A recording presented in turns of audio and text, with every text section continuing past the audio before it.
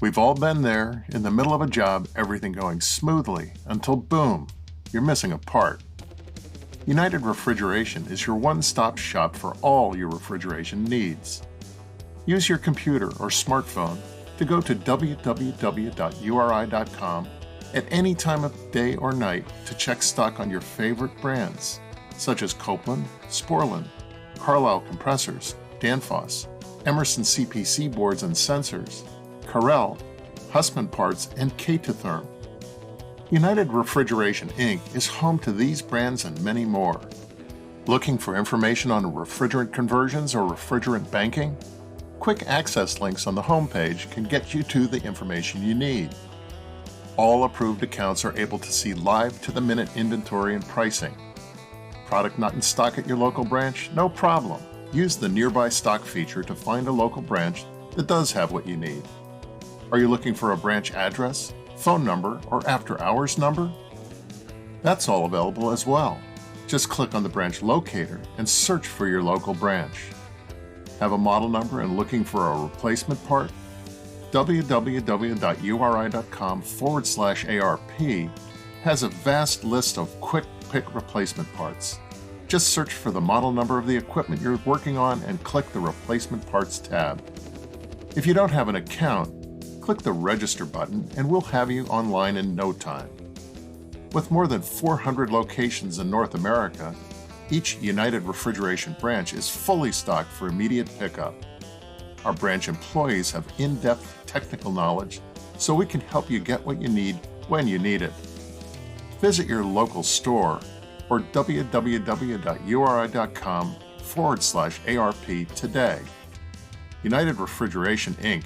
has all your solutions down cold.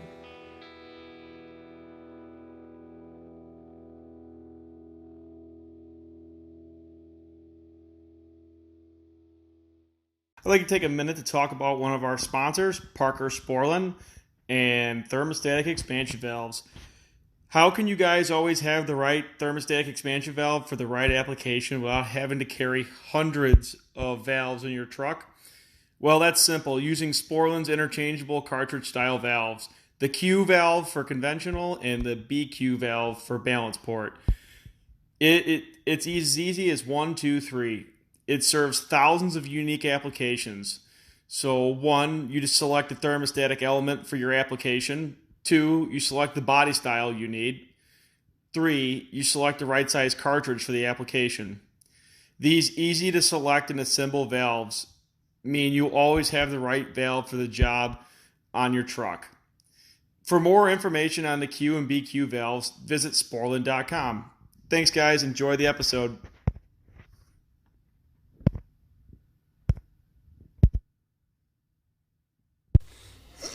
How we doing, everybody? Welcome to Advanced Refrigeration Podcast. You're here with your host, Brett Wetzel, Kevin Compass, and we have a special guest, Nathan Orr. How you doing today, man? I'm good. I brought my extra special guest sauce. Really? What Yep. Does it taste different? I mean, what's different than your regular sauce? It's a little boozier, Boozier. Right? Yeah. Any Distilled it twice. Oh, okay. All right. So that's what makes it so special.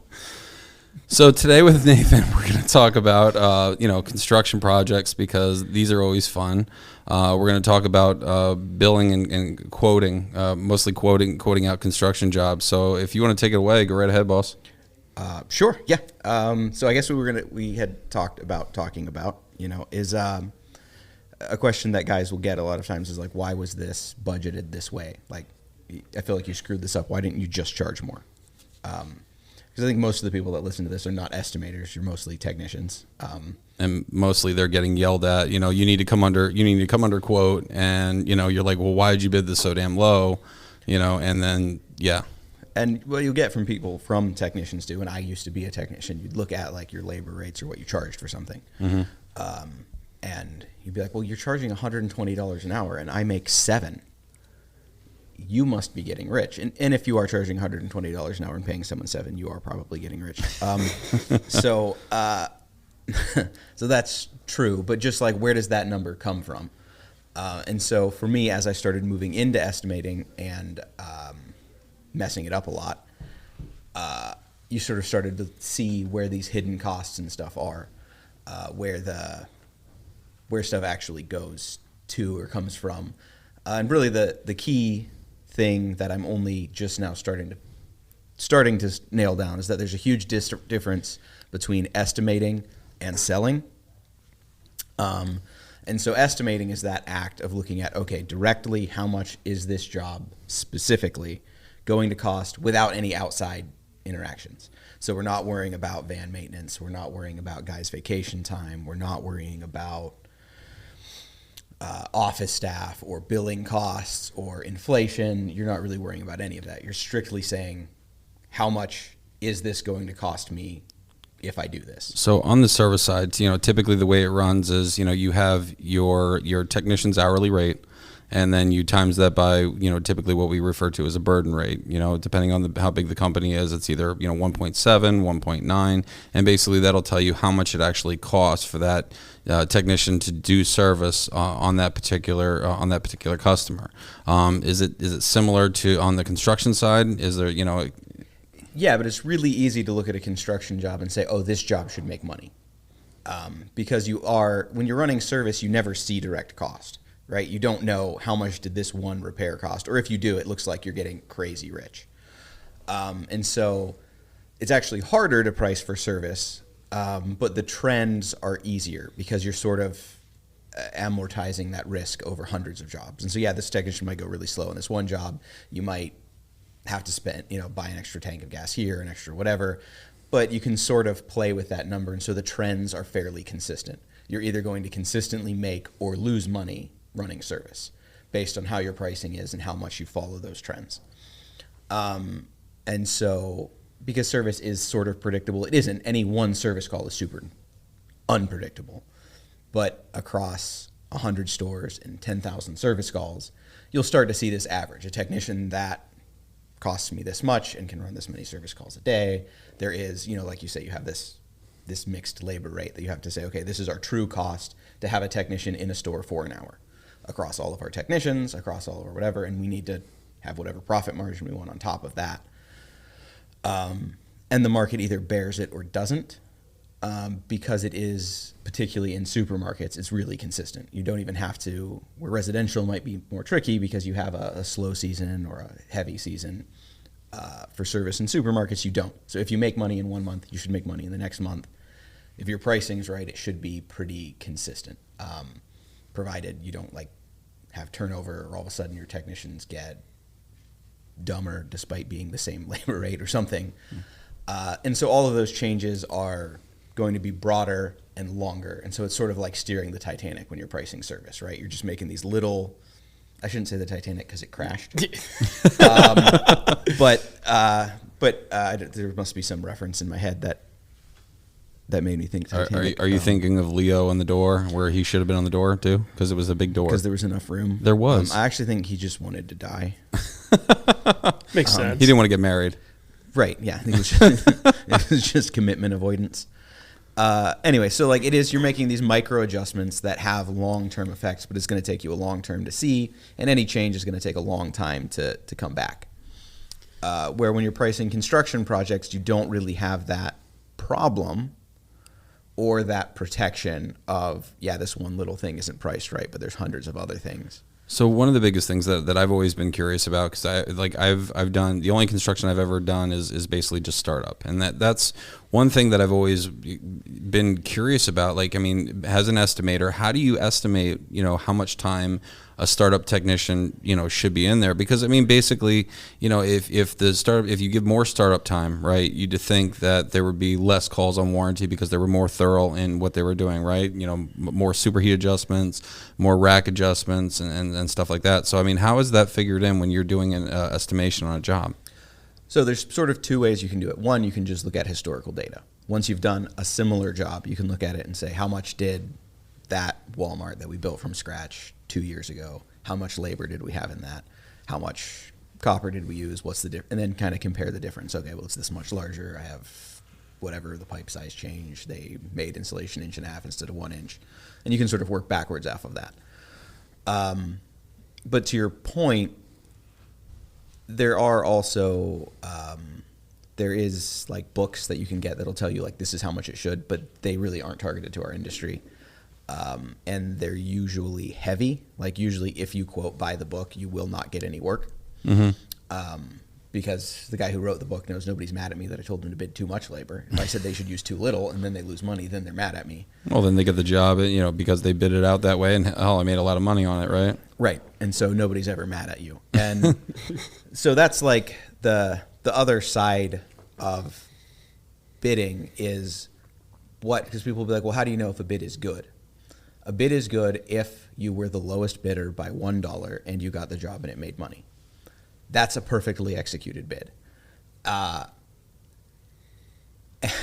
And so there is a thing where estimating is different than bidding to me. Estimating is saying, what's my cost? And then bidding is saying, what will the market bear? And so when you're estimating labor, a lot of times I'm just looking at historical data or saying, okay, if it was me doing this, how much is that? Okay, let's double it from a startup standpoint. And usually startup is not a huge percentage of a bid, depending on the project size and what's all going on in it. If you're doing like a controls retrofit, then maybe.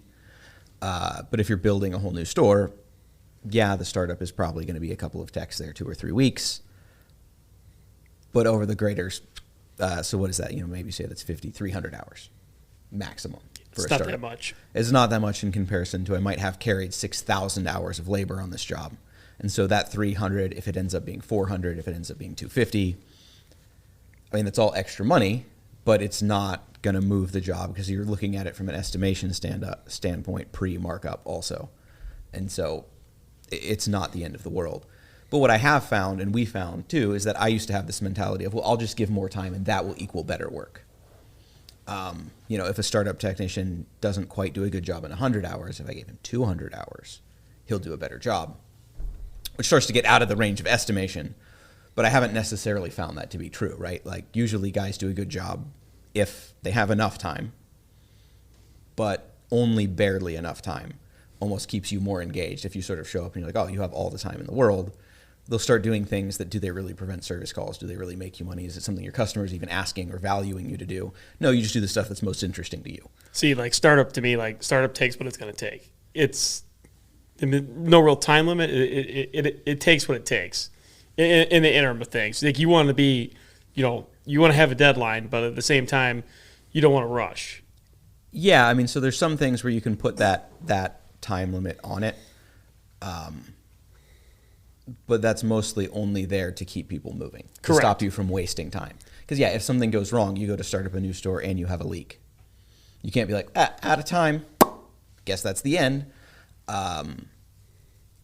And so, anyway, I mean, that's kind of, labor is the hardest thing to estimate.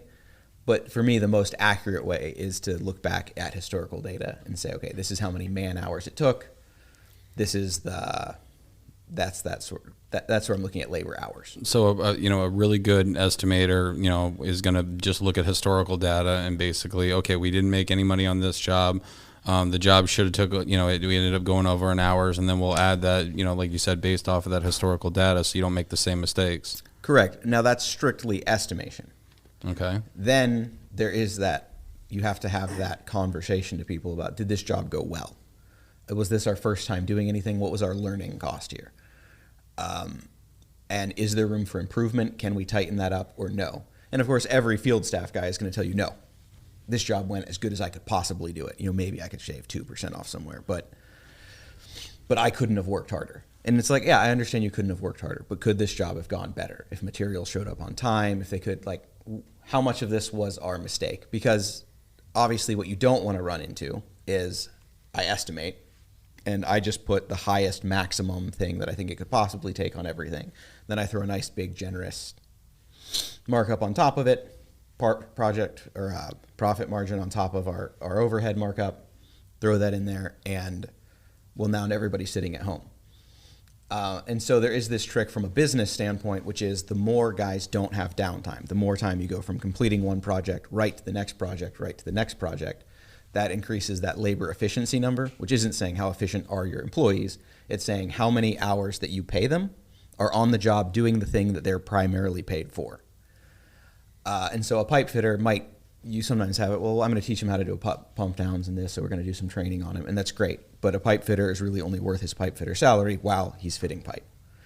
And that goes for everything. You know, a startup tech, if you don't have enough work and so he's there and he's helping set cases, is that okay? Sure, but he's probably not the best case setter, and he's probably paid more because he's a startup tech. And so I always think of labor efficiency from that standpoint. What percentage of the time can you keep a person doing the job that their wage and skill set is most suited to? And you can do that the best if you keep work flowing. Like you keep work, hey, you're finishing one job, transition right to another. There's no downtime in between. That's obviously the most profitable spot to hit as a company. But that has nothing to do with estimation necessarily, right? And so it's where it's a little bit more complicated than just saying like, hey, you estimate it, this is our markup, you throw it on there and you're good to go. Well, are we really busy? If we're really busy, maybe you start throttling that up, just see what the market will bear. Because usually what you find is that most people that estimate projects do it pretty badly because everybody does their job bad. Most people in every profession are bad at their job. And so a lot of times there will just be like a magic number, right? We're like, a new grocery store, that should cost about $500,000. And this one is far from me, so I'm going to call it 520, or I'm going to call it whatever. There's like these magic numbers, but you don't know what someone else's magic numbers are. And so there is that thing of like pushing the limit to see, okay, when did I start to lose jobs? When did I start to get jobs? Okay, for most people that I'm bidding against, this is the magic number. And which jobs, how much work do we want? Because obviously overfilling jobs becomes a problem on multiple levels.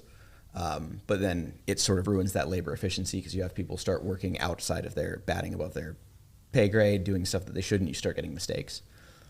And then on the back end of that, you're having to now train and push people out that aren't appropriate. You're hiring people from other companies because you have to get work done. And so overbidding is kind of a problem, especially if you don't have that higher profit margin. But if you have no work, right, you're there and you're like, I don't have anything really. Like what's really expensive is having guys quit and go somewhere else, like good, talented people. So how do we bring in enough work that they're staying busy, but at the maximum profit margin? And so there is sort of that experimental nature of, particularly for most customers, they're not going to tell you. Some customers won't even tell you that you didn't win a bid. Like they'll let you know if you won. If you didn't, you'll just never hear from them. Because like certain customers, they do, for bidding on service work, they'll have a couple people bid and they'll tell you if you're red, yellow, or green, red, yellow, or green, and basically saying, hey, you're way far off. You got to bring that number down. But that's not the way construction jobs work. It's either, they're telling you that you're awarded it or you're not, and they're not going to tell you, oh, you were the lowest bid and that's why you got it. No, and so within my customer base, there is one customer who will tell you at least what a job got awarded for. Okay. So they'll tell you, hey, you didn't get it and it got awarded for this much. That's the end. The rest of them don't do that. And I don't even understand why the one company does do that, because why is that in your benefit? You letting me know where the market is at. I can see why you would let me know if it was really cheap. Mm-hmm. But if it was really expensive, why would you let me know where I had to just get below? So from a business standpoint, I understand people not sharing numbers, because what you want is uncertainty in that person in my position who's trying to find work for his guys. You want that uncertainty of, well, man, maybe this is still going to go really cheap. I should try to slide in under there. Because the other part of construction is that while you're doing work, it isn't super hard to make money on jobs. It's really hard to make money between jobs and to appropriately staff and appropriately do. Like every job looks gold in comparison to service. Well, there's always that almighty change order, for stuff that's, not in, in the realm of, what you're doing, finding something that wasn't actually in the scope of work originally and being able to make money off of that. Yeah. I mean, and that varies by customer, right? Like, because the other thing now, this is a total transition of what we're talking about. ADD kicked in and it's just chasing a rabbit. But there is a thing where, and I'll sort of tell guys this, like, why do we do work for company XYZ? They're a pain to work for. They're pure chaos. They have no idea what's going on. They change stuff all the time. Why do we do work for them? I want to do work for company GDH that always has stuff lined up and they're on it and it's so much easier to do their work. And usually the reason that you do work for the chaotic company is that chaotic company is partially paying you to deliver out of their chaos. And so when you're dealing with a company who knows exactly what they want, and so even if they push a change order, they know exactly how much that pipe is going to cost and how much that Armaflex is going to cost and how many hours they think that it should take. And so you're going to say, well, this is the change order. And they'll be like, no, it isn't. That's not.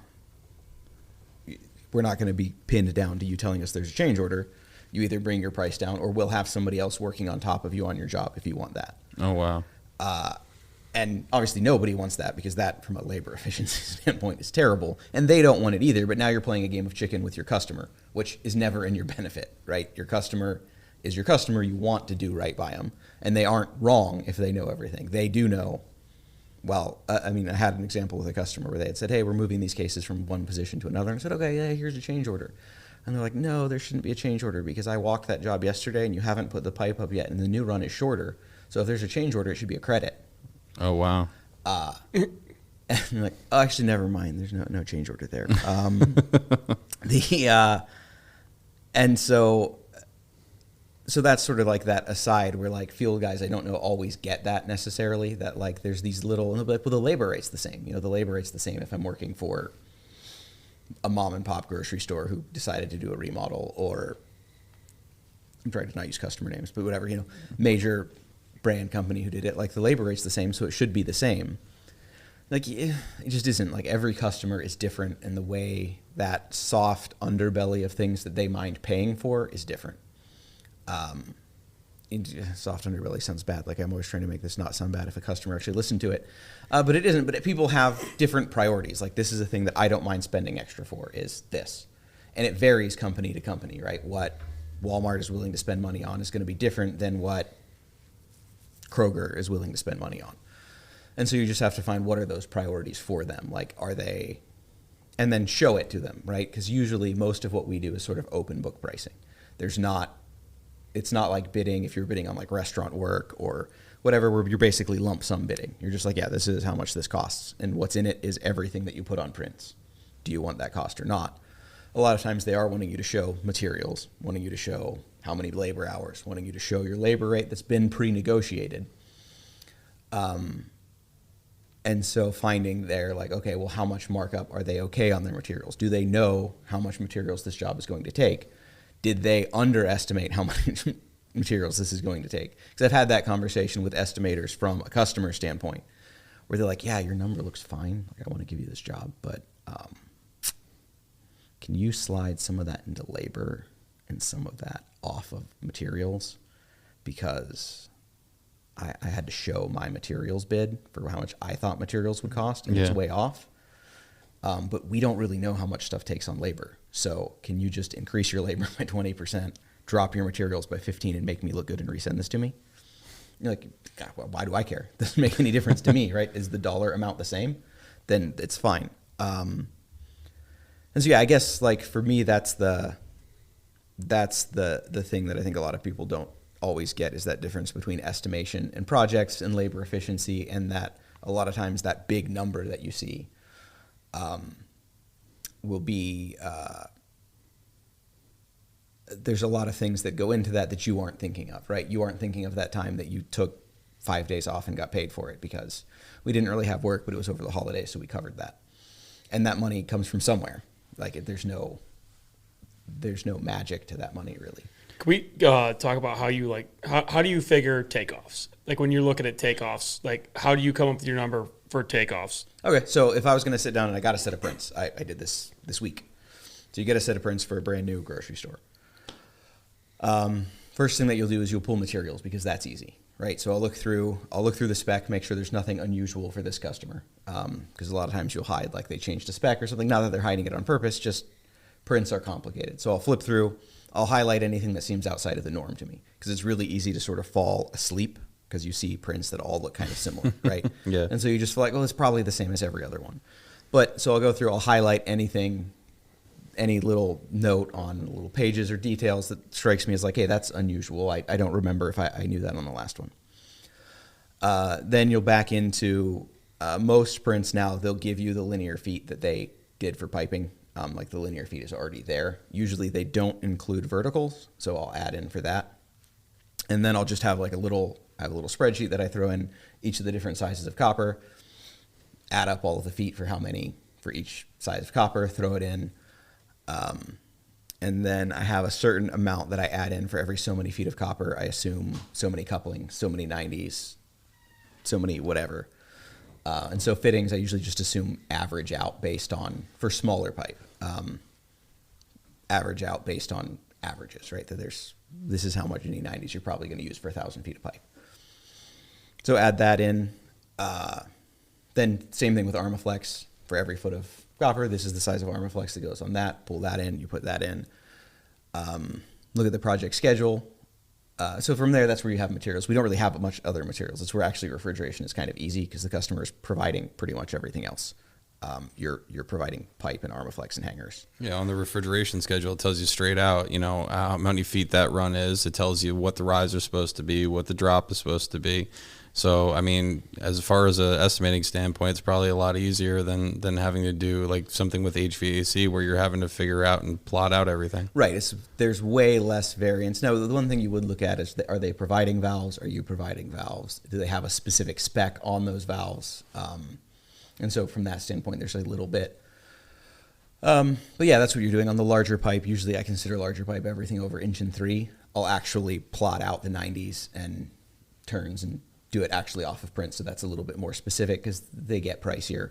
And also they're the type of thing that doesn't tend to get reused because nobody wants to carry around a 3 1/8 90 in their truck. And so hopefully they return it. Hopefully it doesn't go to a scrapyard. But it's the sort of thing that if you over order, it doesn't tend to find its way to another job that needs that. Yeah, I mean, a 3 1/8 90 is not cheap. Right, and it's not cheap, right? You might spend $30 on a 3 1/8 90, and so that times a lot, it can be a significant expense. So I always think of 1.3" as like an average, and anything over that, I'm trying to be more specific. And you have time to do it at that point because it's not that many runs that are over that. But yeah, getting your materials pricing is not particularly difficult. And depending on the size of the job, if it's a whole new store, I will send it out to bid.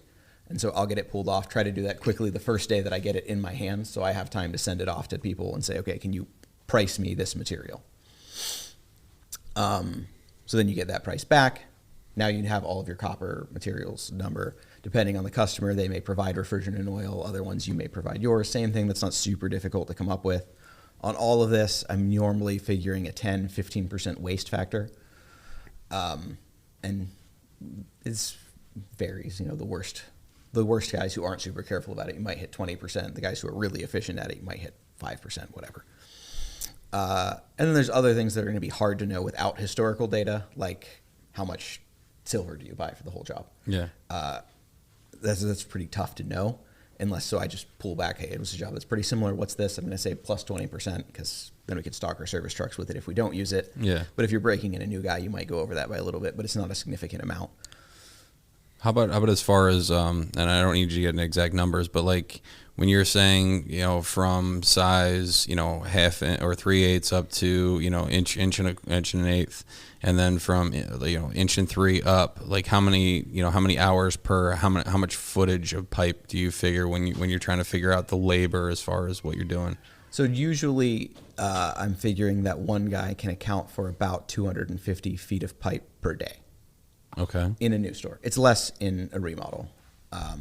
But in a new store, you're saying per person. So a 2-man crew ought to be able to get 500 foot of pipe done in a day if that was all that you're doing. Is that are you including liquid end suction with that? No, that's per pipe. Now it does float hangers because I don't break that out as a separate labor thing. Okay. And so usually when I figure that, it works out pretty well, also looking at hangers. So 250 feet, that's hanger and one run of pipe, right. not liquid and suction together. Right, because hangers are kind of hard to break out because usually you're running hangers for 9 runs. Yeah. And so if you try to set that out specifically for each run, it doesn't really work out.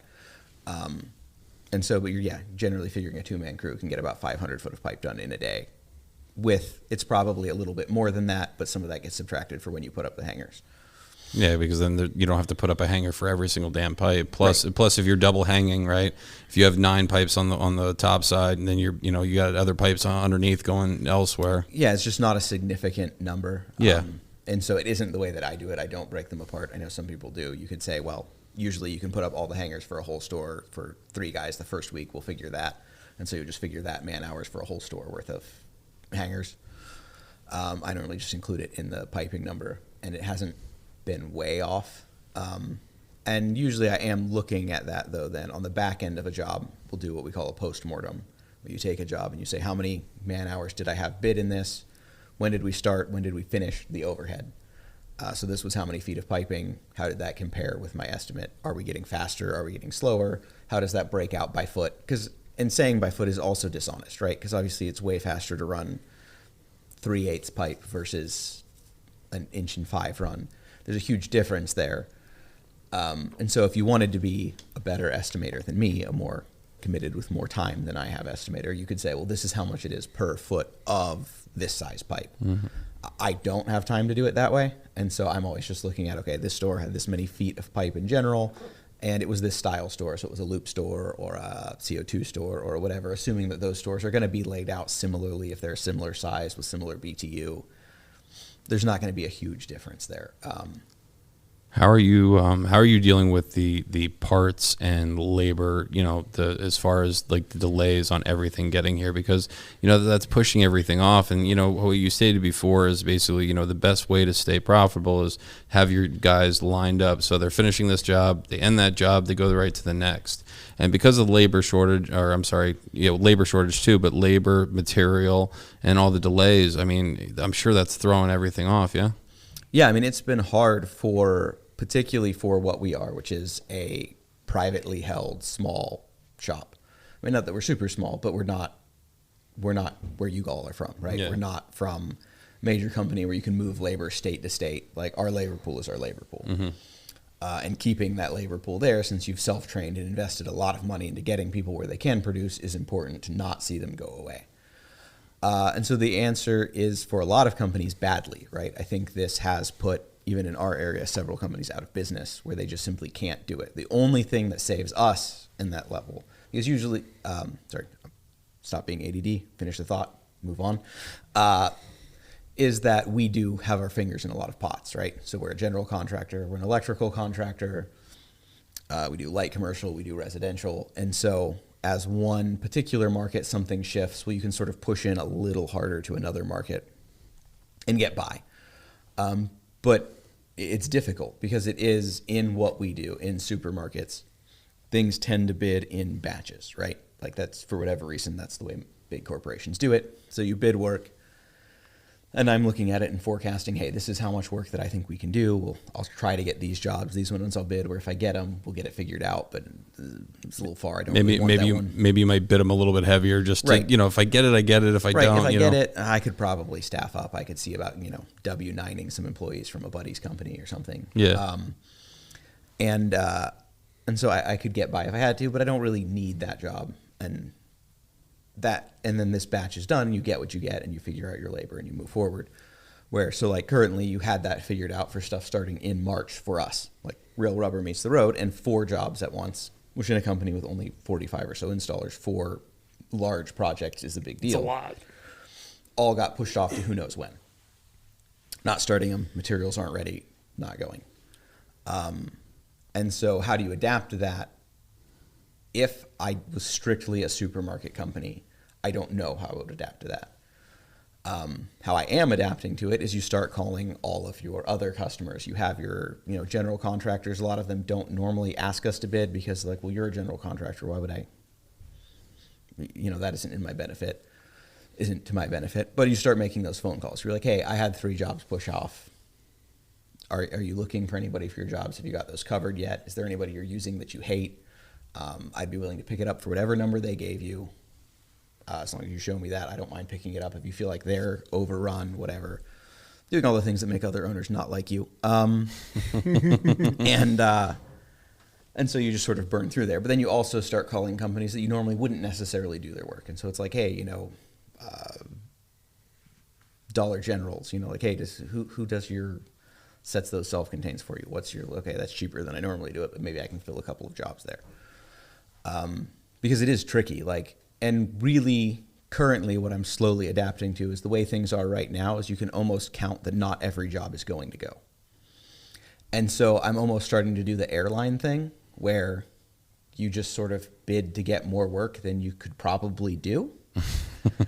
And then just count on that. Well, it's not like it's going to all happen. Like one of these jobs is going to cancel. That's the same thing we're dealing with right now. I mean, we have all these massive case delays. We had a bunch of big jobs get pushed back, and then a bunch more stuff got bid. And then all of a sudden, all these jobs are starting at the same time. And it's like, oh, no. Now we're in the spot of, uh-oh. No, I mean, and there is a certain amount where what you are counting on is, and I've had these conversations with some of our customers. We are lucky enough to have pretty good relationships with the majority of our customers. With like hey, it wasn't me that delayed this job. And so when this comes back online, you need to give me a couple of months notice. And I'm going to need some flexibility in scheduling that. And we're going to need to look at a change order for inflation. Well, I've heard, from multiple people, including him, like, where, cases are coming in without shelves, evaporators are coming in without drain pans or fan guards or fan blades. And, I can just only imagine like trying to get that store up and running when, you're kind of at the whim of the manufacturer. No, I mean, and I assume everybody's in the same position that we are, because if I'm being honest, the way things are and things coming in and the schedule being a mess, we've made more mistakes than we would normally. Yeah.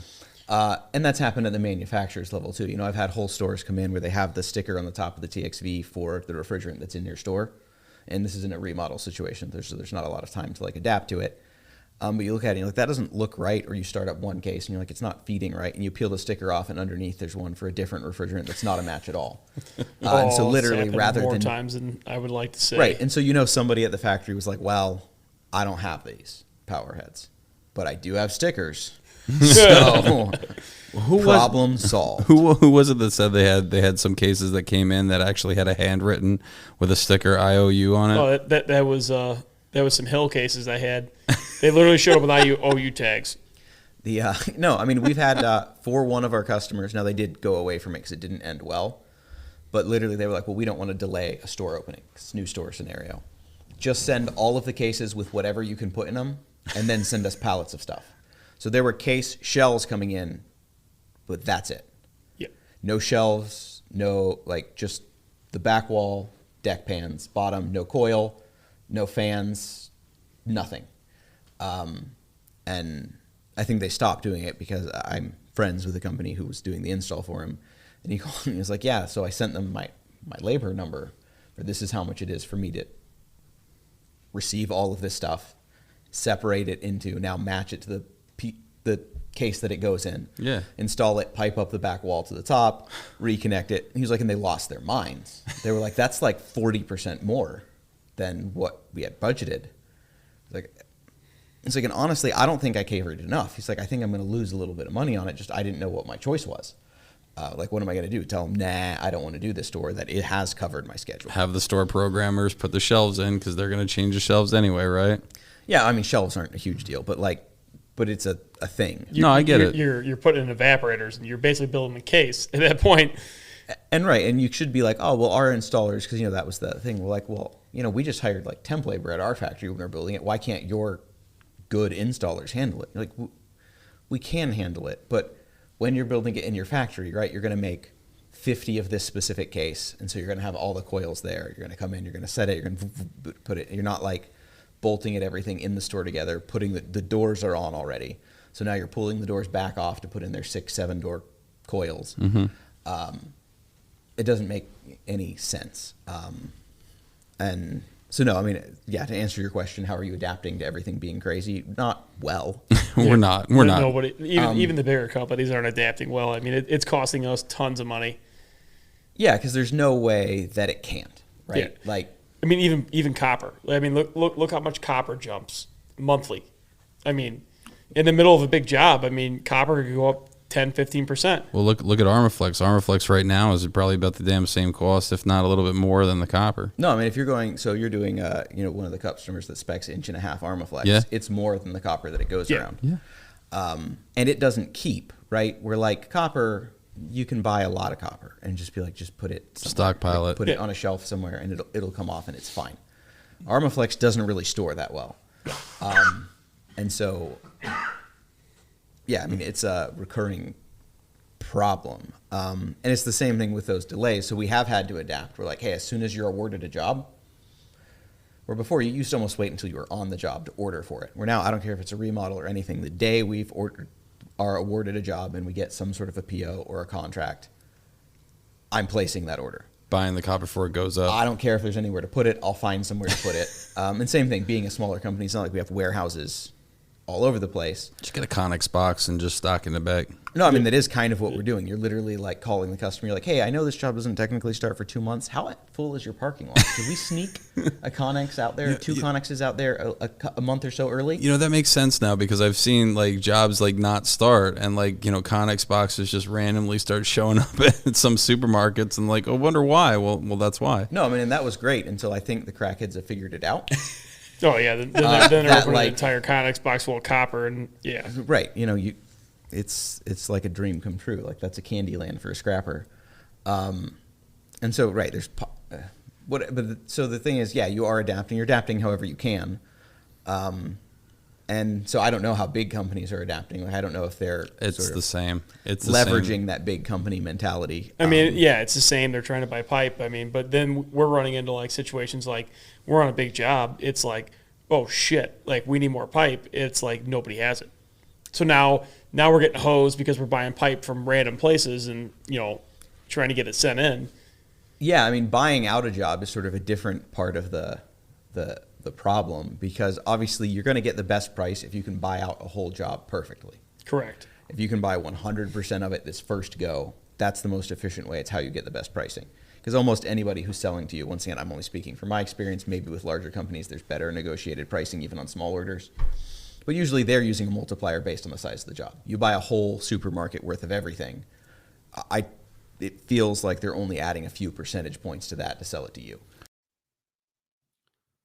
Today's episode is sponsored by the new Reefer Shield differential pressure monitor from Westermeyer Industries. When the filter element of your coalescing oil separator is contaminated, it can hurt your system's performance and efficiency. But how do you know when it's time to replace that filter? Wait too long to replace and you could end up with a nasty filter blowout. But replacing too often can be a waste of time and money. The answer is installing a differential pressure monitor. The new Reefer Shield RDP-01 differential pressure monitor is available now from Westermeyer Industries. To find out more information, email sales@westermeyerind.com. That's sales@westermeyerind.com. Well, yeah, I mean, they're going to make more money off, you know. Well, because they're going to hit the warehouse, right? They're ordering it and shipping it right to your job. So whatever they're making. They're just a middleman. They didn't even handle it. And so for them, this is great. Where if you're buying what they have in stock right now because you need it tomorrow, there's going to be a higher, which makes sense. Like, I don't begrudge them that. That's what I would do because you're storing it in your warehouse. You're keeping it there. It's now been delivered once that you pay for delivery. You're putting it on your truck and delivering it out there. It's a pain in the ass. So from the time that you're actually bidding the job until the time that you're awarded it, typically what is that time frame? Because I'm just thinking like, let's just say that, you bid out the job, this is how much it's going to cost. You already figured in copper, armor flex and stuff like that. And now all of a sudden it's not 2 months later. And now, you have a 20% increase on copper or whatever have you. And now basically, you've already taken a little bit of a loss on the profit you could have made on that copper. Yeah. And so it used to be tighter, right? Where a lot of times from bid to award, you're only looking at maybe a couple of weeks, 30 days. Mm-hmm. And usually from award to mobilization is only same thing, a couple months maybe. Mm-hmm. And up until the last 2 or 3 years, you might get a little bit of a pricing change in 2 or 3 months, but you're talking not even a full percentage point, right? Just whatever small fluctuation happened didn't matter. And so we used to always send out our quotes and say, hey, this pricing is good for 90 days. If a job has not been awarded and we have not received a full contract within 90 days, you have the right to adjust and show inflation. Now, like I literally just started a remodel now that I bid in January of last year. Oh no. And it's that same thing where you're looking at it and you want to push to say, hey, this isn't the skit. Like I get you sent me a contract a year ago, but I can't do it for that anymore. Like that's not how, like you said, you delayed it. And so now you're back at that table where it's like, it's that tricky thing if you're dealing with your customer. And so they want to show, well, can you show me that inflation? Okay, sure, I can show you that inflation. But now you're going open book, not just saying this is how much I budgeted for copper. You're going super open book. Like this was my quote on copper that I received back in January of 2001. This is the quote that I just received now. I'm like, well, the quote you just received now is still less than you showed us on your bid. Oh, geez. Like, yes. So yeah, the suppliers blow it up a little more. No, I mean, you can, but it's not like, I don't want to be that guy. It's not like I want to, but at the same hand, you're like, well, now I have to put you into my business, right? Which is that you don't want that. A services company, and most of our customers don't believe it or choose to ignore it. A services company is going to run anywhere from 20% if you're super projects and a lot of general contractor type heavy overhead, up to a service like running service is probably in the 40-45% overhead, like indirect costs. And so even at that 20%, which is about as low as you're going to go, you won't find a single, if they go open book general contractor who has less than that in overhead. But customers want you to show a 20% profit margin. And the funny thing about that is that profit margin too, people will be like, well, profit margin is markup. So 20% markup equals a 20% profit margin, but it does not. No. And so if you do that and you say, fine, we'll just match it so we don't lose money, well, you actually just lost money. Like you just bid a job to lose money. And so it's super difficult right now with that thing of, hey, this was the price change, but now you're having to have this whole work your way backwards conversation to show a customer like, look, I'm hoping to make 40 grand here. This is a 12-week project. We're going to have 5 guys pretty much there for 12 weeks. And I'm hoping to profit after I pay my building, after I pay whatever, I'm hoping to profit 40 grand, maybe. I can't drop any lower than that. If you want and so it's just an interesting time from that standpoint. How does it work when a customer pushes up a timeline? Like as far as like the billing aspect, because I've heard of guys where, hey, it's supposed to be a 12-week startup, but we want you to open up the store in 8 weeks. What happens on the back end as far as that? I mean, is there a change order in that because they basically pushed up the timeline? No, so from an ownership standpoint, so there's the multiple hats here. From an installer or technician standpoint, I hear that and I get annoyed. Like, well, you said it takes this long, and now you're pushing up the start. Well, It doesn't make any sense. it causes more injuries, right? Because the guys are working around the damn clock, and From an ownership standpoint, when I hear that, like my eyes sort of light up a little bit. Like, oh yeah, no, we can make that happen. How am I going to make that happen is, and it's just money. Like, because I always tell everybody, I can get anything you want done. If you pay me enough money, I'll do whatever you want. Yeah. I'm not a purist from that standpoint, right? Like there's a price for anything, and that includes moving up. I do mean anything. I'm sorry. And so moving up dates is that, like, that's that little bit of, because when a customer says, yes, when a customer says, hey, we're moving up the end date, what that means is that this is worth something to them. Yeah. They've sort of showed their cards, and now you're playing that game of, I want to be greedy because this is my chance to actually make money. Like, those are the jobs when they're asking for that you make money. The rest of the time you make some money and it's fine. The jobs are like, oh man, I need this to happen because this is super high profile. But at the same time, you want to do right by that customer. So you don't want to push it too far, because we got to the position we're in based on the relationships with customers. Often enough, you did right by the customer and you met what they needed without completely raking the coals, where they would pay whatever they needed. And you do want to do, like, I do genuinely like a certain percentage of my customers. I'm going to say the majority, I'm going to say close to 50, whatever. But I do enjoy doing work for my customers. And so making sure that you're meeting their needs from a budgetary / this emergency they have standpoint is fair, but it's one of the only times that you sort of hold the cards. So you get to decide what fair is. The rest of the time, your competition or the customer themselves get to decide what fair is. But right now, we're like, hey, can you do this? That now puts you sort of in the driver's seat of like, yeah, I can do that. And either if it is actually pretty easy, yeah, sure, no problem, I can do that. I'll even do it for free, just because you're my kind of customer. And that's legitimate. If they are your kind of customer, right? They've done right by you. This is your chance to do right by them and show them that this does go both ways. Yeah. If they aren't, if it's always been a one-way street, well, now's your chance that now the one-way street comes back the other way. Now it's my turn to make some money. And so I guess that's when the two different hats come in, right? The part of me that actually has to be responsible for doing work hates that conversation. The part of me that wants to make money, and I'll sort of give the story because it's nothing to do with our customer names. It has nothing to do with refrigeration even. One of our customers, who to this day is one of our best customers, had acquired something like 97 stores from a competitor, and they're like, we want to rebrand all of these within a certain window. Oh my. And so we want all these to be converted into our brand name within this certain, and it was pretty short, it was like 5 months. And it was across about 5 states. And like, but also when we do that, there's going to kind of be a grand opening. And so we need them to look pretty good. We don't really care if anything works at all. We don't want stuff not working, but like, this isn't a long-term play for us. We just don't want somebody to walk in and be like, this store looks like shit. And so it's going to be all painting, little bits of drywall, tile, everything like that. And pressure washing, just whatever needs to be done. But we're a grocery store chain. Yeah. Like, we don't have time to reach out to people and get, can you help us out with that? It's like, yeah, we got you. Whatever you need done. You call us when you have the store and you have access. We'll go. You don't even have to go. We'll go. We'll shoot video. We'll send it to you. You tell us what you want done. We'll do it, and we'll work out all the pricing on the back end for you. Oh wow. And we did it, but it was super profitable work for us. And for them, they're like, this was super profitable for us too, because if we would have hired engineers and sent our staff to go out who don't know anything about pressure washing or painting or whatever, we would have blown our budget. So we basically took their whole budget and said, yeah, what do you have budgeted for it? Great, we'll get it done. We'll figure it out. We'll figure it out. And it did forge a relationship, because we did. Now, a lot of us almost killed ourselves over 4 months. Like, the funniest, like, they called and they had to climb equipment. Like, no, we do want the front of the store pressure washed because it's opening tomorrow. And it's like 10 o'clock at night in Louisiana. And so you're like, oh, okay, cool. Yeah, no problem, we'll get it. So then you hang up. So now I'm just picking up the phone, calling pressure washers in Louisiana. And literally, like, so you're waking somebody up who runs a pressure washing business. I need you to go to the store right now. And so literally he picks up and I'm like, money. I'm like, what? I'm like, how much would it cost for you to get out of bed right now? Go pressure wash this and send me a video of it looking really good at the end. But you have to do a really good job. It's like, how much would you charge on that on a normal day? It's like, I think I charge $500. It's like, I'll pay you $3,000 to get in your truck right now and drive there and pressure wash the front of this. Next time you're looking for someone to pressure wash anything, I'm down. I'm right, just letting you know. Because anything short, in my opinion, anything short of that, he was going to say no. Yeah. Somebody called me. Who are you? How do I know you're going to pay me? I have some of my underwear. Come on. Right, I have no idea who you are. You're just a random person who told me to drive 30 minutes to a random store in the middle of the night, and I'm probably not getting paid. And so you sort of had that feeling like, well, I got to pay enough. That for him, he's willing to take that gamble, right? It's like randomly calling someone up. I need you to toilet paper this house and just make it look real good for Halloween. It'd be amazing. Right. I mean, I wouldn't even do that with what I do now, right? Some random mom and pop restaurant or grocery store calls and says, hey, like, I need you to drive an hour for one of your technicians. And that kind of falls within what we do. And I think I would still be like, unless they're like, and I'll pay whatever it costs. Well, now I'm interested. But otherwise, no, I'm not waking one of my guys up to go, or I'm not going to drive an hour to go get a walk-in freezer for some small restaurant that I maybe never do work for again. Yeah. I'm just not doing it. It's not worth that heartache. Now they say, hey, I'll pay 4 times your labor rate. I might call my closest technician and be like, hey, how'd you like to make a couple $100? Like, you're on call anyway. And so no, like that's that example where I think it's still the most profitable short window of time we've ever had, while meeting a customer's needs and doing what needs to happen. So that's what I say from a business owner standpoint, when the customer shows their hand for this is actually what we need. That's sort of your chance to either to deliver on multiple levels, deliver on profitability, deliver on this is how you win a customer for life, because they remember you're the guy who did take care of them when they needed it. For sure.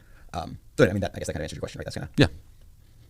No, that's pretty good. I mean, a lot of guys don't understand how the whole bidding process works. I mean, you broke it down pretty good. I mean, the other thing that I'll back into really quick, just super quick, 'cause it's the thing that field staff say all the time, and it makes me not crazy. And I'm pretty good at this math because I've done with customers a lot, so I'll just try to do it off the top of my head. Someone will say, a service guy will say, well, I know that we charge for our service rate is $120 an hour. I don't know if that's accurate for you. It's probably close, maybe higher here in Chicago.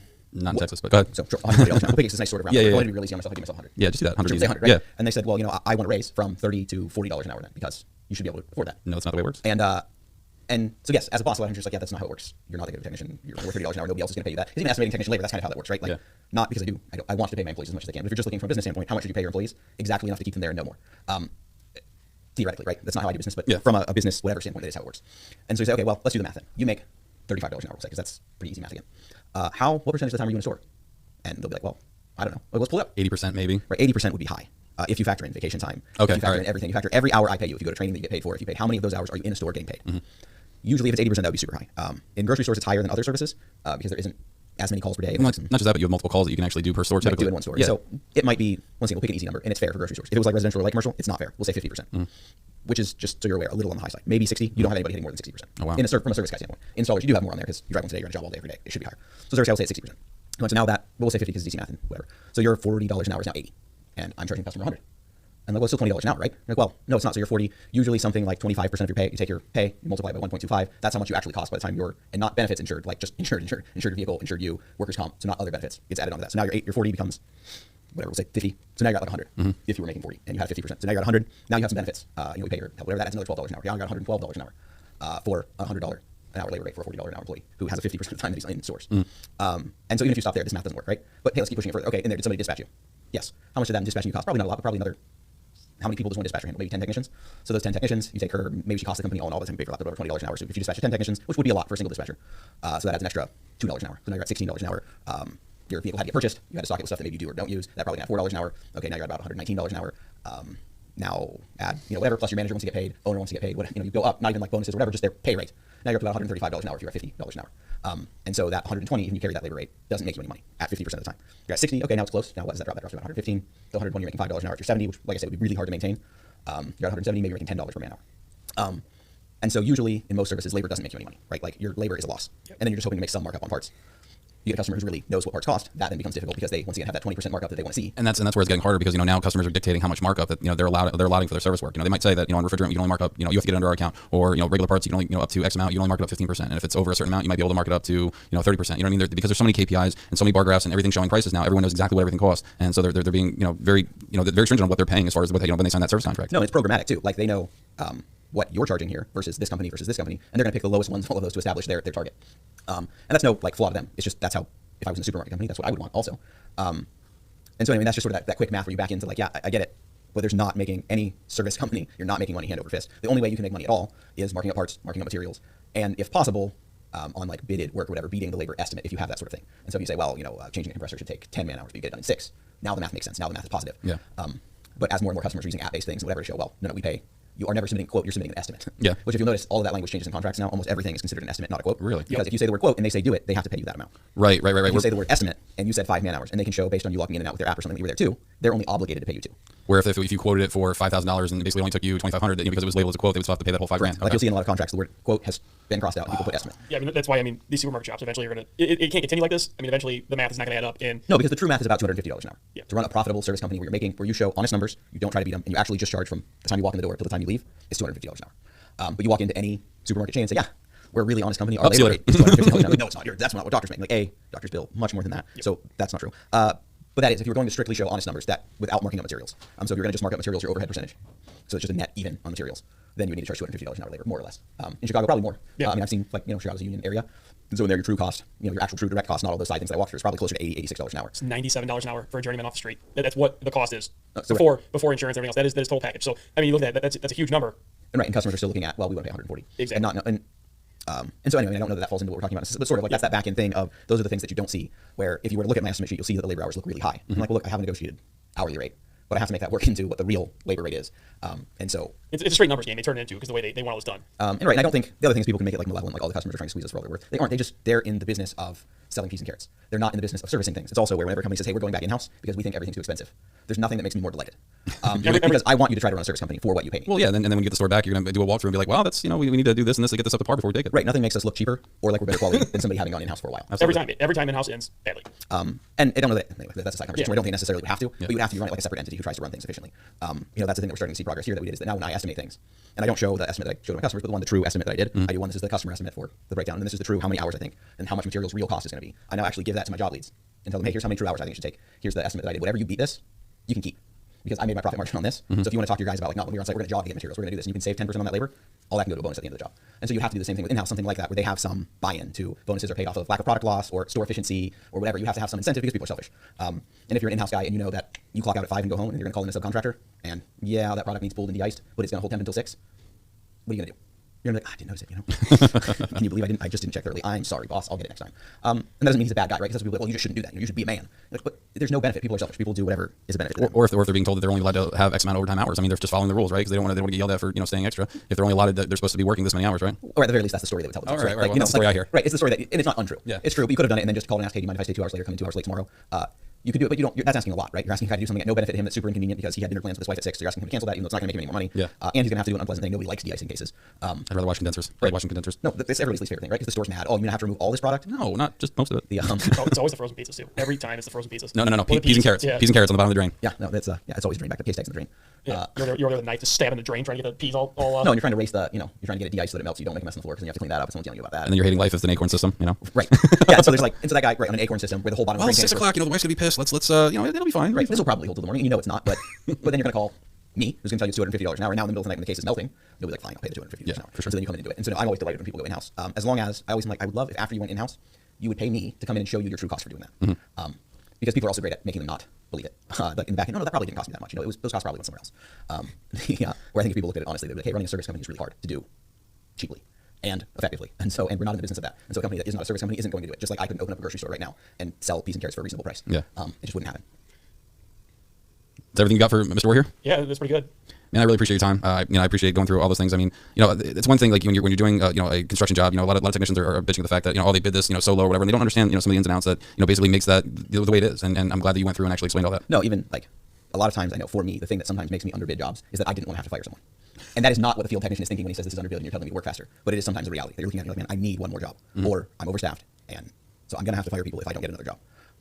And so I don't know that people always get that in the field. They're like, oh, that was the reality.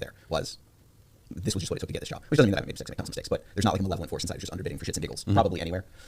So that's not the motivation. And yeah, from field staff across the board, if you can tighten up that feedback window though, for like, hey, how much did you bid for? How many feet am I supposed to get done a day? 900 feet? It's not happening. That's helpful feedback as opposed to just being like, this job sucked. So doing Kevin does with every manufacturer. Like everything they make blows and it's the worst. Like, do you have helpful feedback? Yeah, stop being dumb. So he does listen to all the podcasts then. I mean, I only see the worst of things. I don't get to see the good parts of things. I just show up and, hey, there's 11 coils hung with no drain pans. Oh, that's great. If there was a glass half empty guy, I'm sitting right next to him. Anyway, but yeah, thanks for having me on. This was fun. All right, thanks a lot, Nathan. Appreciate it.